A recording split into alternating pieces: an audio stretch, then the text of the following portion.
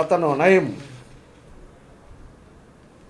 ఇదిగో తహసీల్దార్ సస్పెన్షన్ది,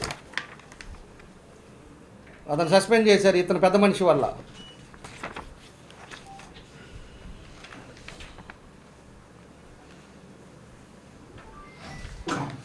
ఇది తర్వాత సిబిసిఐడి ఎంక్వైరీ కూడా వేశారు దీని మీద.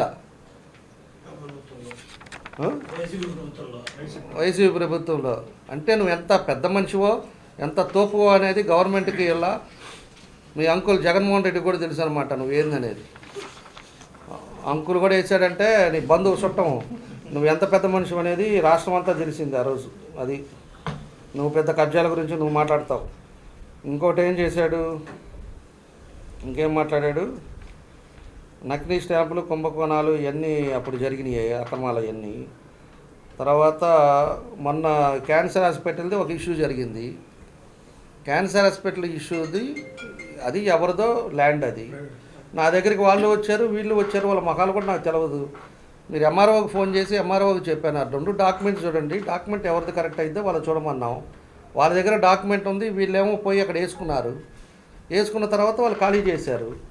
దానికేదో పెద్ద పంచాయతీల మాదిరి నా దగ్గరికి వస్తే మీ డాక్యుమెంట్ కాదని ఎంఆర్ఓ చెప్తున్నాడమ్మా, మీకు ఏదైనా ఉంటే ఎవరున్నారో చెప్పండి అన్న. కొంతమంది అంతా వెంకటేశ్వర కాలనీలో ఉంటున్నారు, ఊరకు అక్కడ రేకులు వేసుకునేదని పోయి ఉండేది అక్కడ ఉంటున్నారు.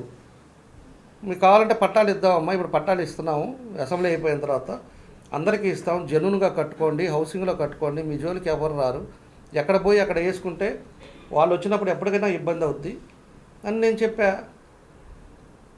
దానికి అది ఒకటి మొన్న జరిగిన దీంట్లో మనం వచ్చిన 19 నెలల్లో ఇది ఒక ఇష్యూ జరిగింది. ఈయనకి ఎవరు ఫోన్ చేస్తున్నారో తెగ నాకు అదే అర్థం కావట్లా.